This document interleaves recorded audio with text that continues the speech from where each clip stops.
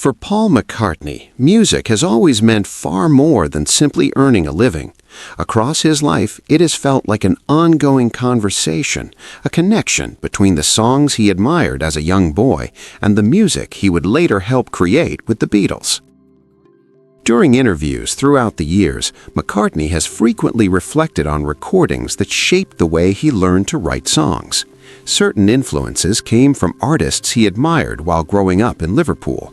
Others appeared during the Beatles' own most inventive period. In every case, those songs reshaped how McCartney thought about melody, arrangement, and the emotional strength that music can carry. Here are 10 songs that Paul McCartney has said played a life-changing role in his journey. Number 10, A Day in the Life, The Beatles, 1967. Within the Beatles' catalog, very few recordings signaled an artistic breakthrough as strongly as A Day in the Life. Appearing as the final track on Sgt. Pepper's Lonely Hearts Club Band, the piece marked a moment when the band began pushing beyond the usual limits of pop music. For McCartney personally, working on the song became a defining creative experience. The main verses were written by John Lennon, whose haunting lyrics came from newspaper stories and observations of everyday life. Later in the process, McCartney added a lively middle section that described the routine of waking up, catching a bus, and rushing through the start of a busy day. What intrigued McCartney most was the way these two very different ideas were joined together during the recording sessions. Guided by producer George Martin, the band invited a full orchestra to perform the now legendary rising crescendo linking the sections. Each musician was instructed to begin at the lowest possible note and slowly climb toward the highest pitch they could reach. The final effect sounded less like a traditional orchestral arrangement and more like a controlled eruption of sound. To McCartney, that moment revealed the remarkable possibilities of the recording studio. A Day in the Life demonstrated that pop music could combine cinematic scale, experimentation, and emotional depth, all within a single track. It was far more than just another song. In many ways, the recording proved that popular music could stretch far beyond the boundaries anyone had previously imagined. Number 9, Band on the Run, Paul McCartney and Wings, 1973. When the Beatles officially split apart, Paul McCartney faced a future that seemed uncertain. His first years as a solo artist received mixed reactions from critics and audiences alike.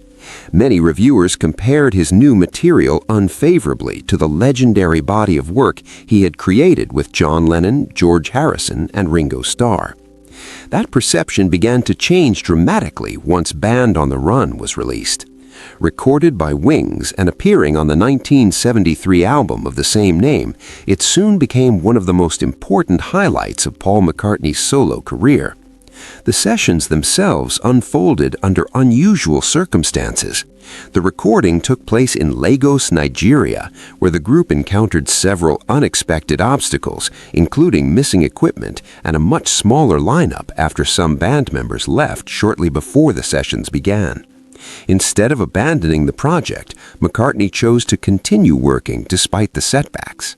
The composition gradually developed into a multi-part piece that moved through several musical moods, shifting from quiet reflection into energetic rock passages.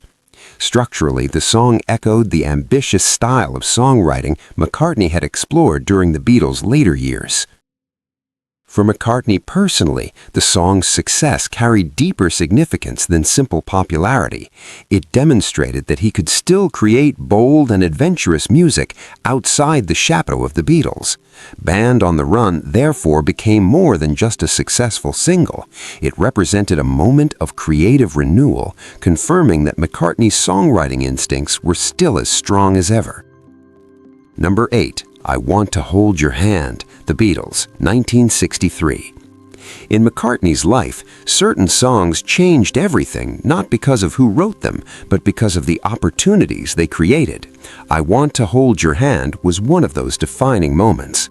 Written together with John Lennon, the track marked a crucial turning point in the early story of the Beatles.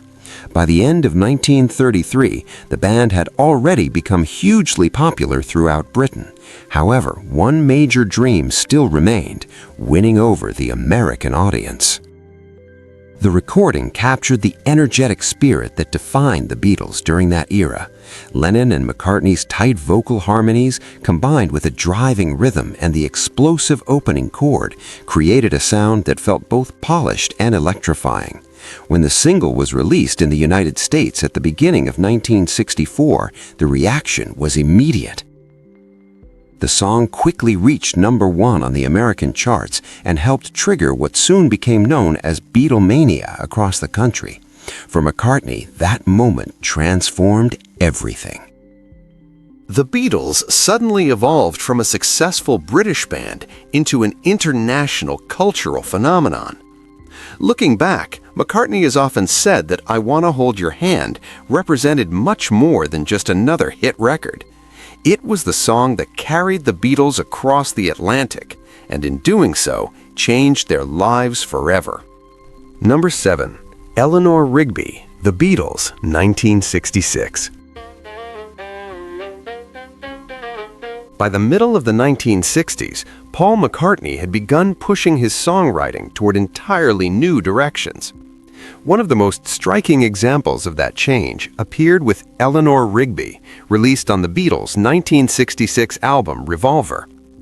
For McCartney, the song represented a major shift in the way he approached storytelling within music. Producer George Martin proposed an unusual idea: removing the traditional band instruments completely and building the arrangement around a string octet instead. Inspired partly by the intense film scores of Bernard Herrmann, the arrangement replaced guitars and drums with sharply defined string parts. What emerged from that decision sounded unlike anything the Beatles had recorded before.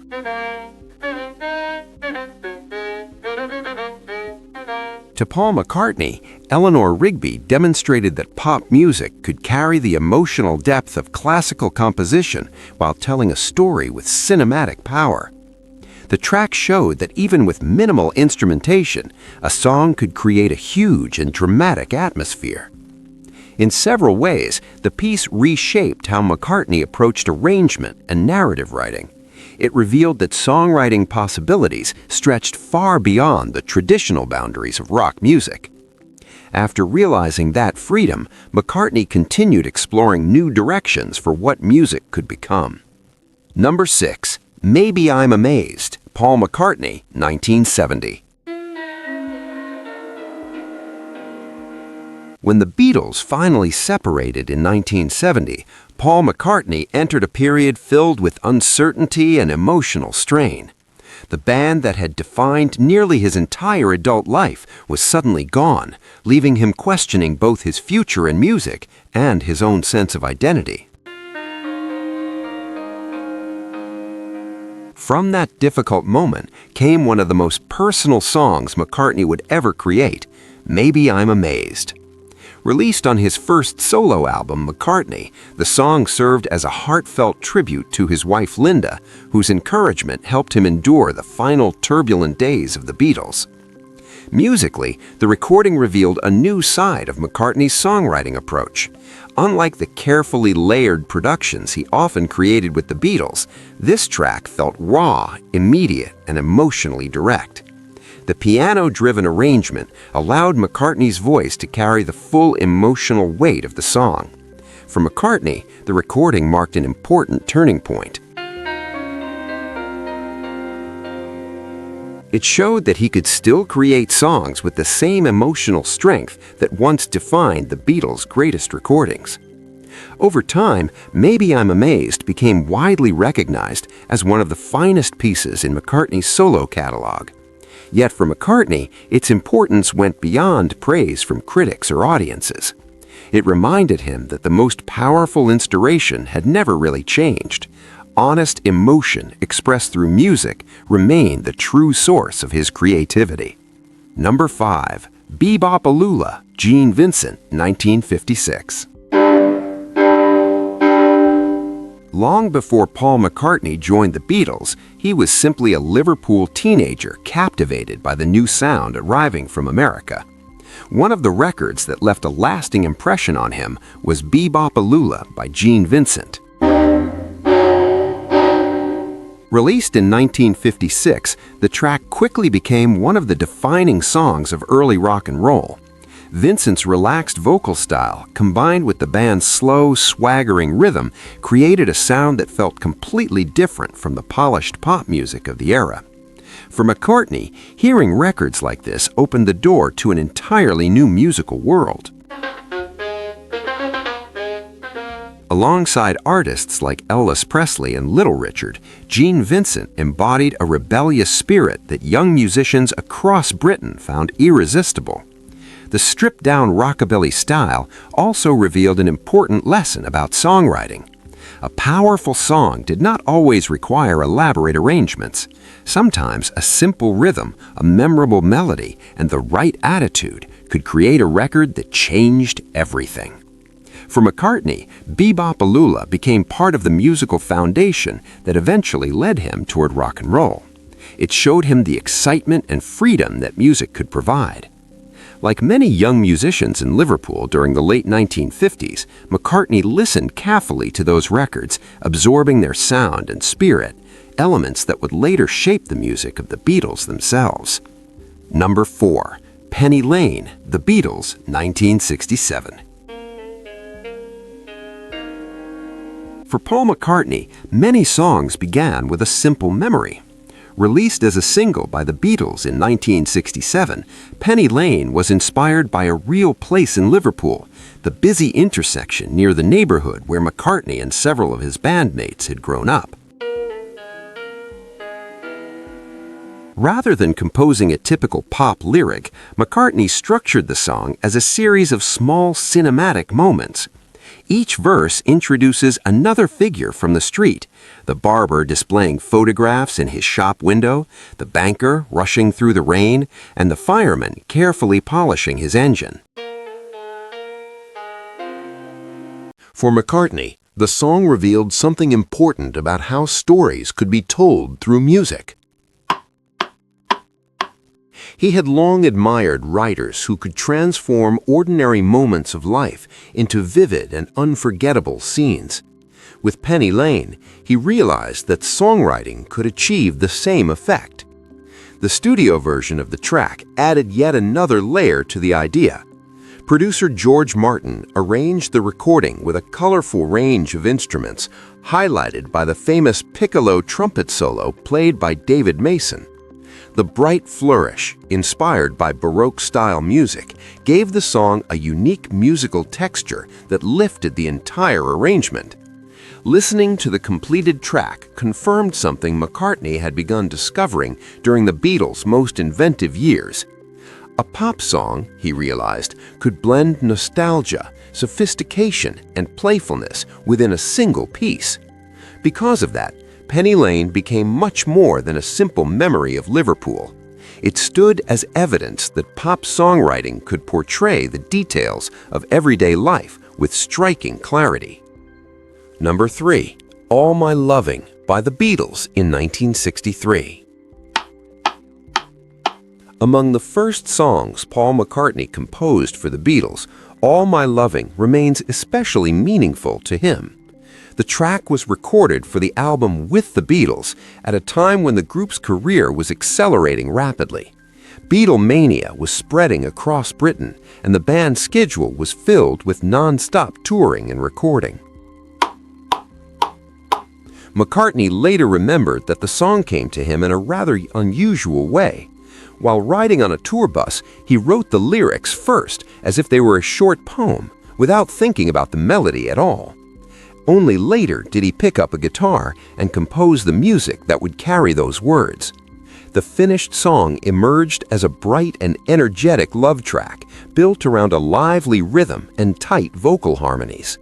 Yet, what truly made All My Loving meaningful for McCartney was hearing the full band perform it in the studio. John Lennon contributed a driving rhythm guitar pattern that propelled the song forward, while George Harrison added a crisp, melodic lead guitar line. Supporting it all was the lively drumming of Ringo Starr. For McCartney, that recording perfectly captured the special chemistry that made the Beatles different from other bands of the time. That experience reminded him that even a simple composition could grow into something much greater when played by the right group of musicians. It was one of the earliest moments when he recognized the remarkable strength of their creative partnership. Number 2, God Only Knows by the Beach Boys in 1966. Very few songs left a deeper impression on Paul McCartney than God Only Knows. Written by Brian Wilson and recorded by the Beach Boys for the groundbreaking album Pet Sounds, the song appeared during a quiet but powerful creative rivalry between the Beach Boys and the Beatles. Each band was pushing the other toward new artistic achievements. When Paul McCartney first listened to the album, he was astonished. The complex vocal harmonies, unusual instrumentation, and emotional openness in Wilson's songwriting revealed a level of sophistication rarely heard in pop music at that time.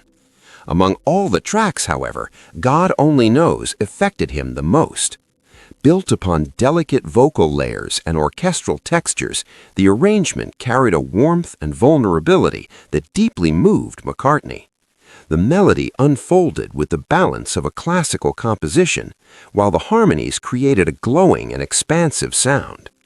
In later interviews, McCartney described it as one of the greatest songs ever written, admitting that hearing it could bring him close to tears. For someone who had already helped reshape modern pop music, such praise was remarkable. The influence of God Only Knows also appeared in McCartney's writing during the mid-1960s. Songs like Here, There, and Everywhere reflected a similar focus on elegant melodies and rich harmonies. In that way, the song did more than impress him. It inspired some of the most beautiful music the Beatles would later create. Number 1, Yesterday by the Beatles in 1965. For Paul McCartney, few songs marked more personal turning point than Yesterday. Recorded for the Beatles' 1965 album Help, the song began with a melody that McCartney famously said came to him during a dream. When he woke up with the tune in his mind, he initially believed it must belong to someone else. The melody sounded so complete that he spent weeks asking friends and colleagues if they recognized it. Because the music felt so fully formed, he assumed it had already been written by another composer. After everyone insisted they had never heard the tune before, McCartney finally accepted that the melody was entirely his own creation. What followed became one of the unusual recordings in the Beatles' catalog. Instead of featuring the full band, Yesterday was performed almost entirely by McCartney alone, accompanied only by his acoustic guitar and a gentle string quartet arranged by George Martin. At that time, combining a rock musician with classical instruments was still considered highly unconventional, yet the simplicity of the arrangement allowed the emotional clarity of the song to stand at the center. For McCartney, recording Yesterday became a powerful revelation. It showed him that a song did not always require elaborate production or spectacle to make a lasting impact. Sometimes a single melody, delivered with sincerity, could reach listeners far beyond the moment it was written.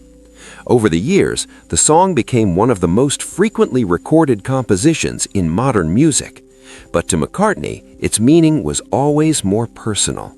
Yesterday was the moment he discovered just how powerful a simple song could truly be.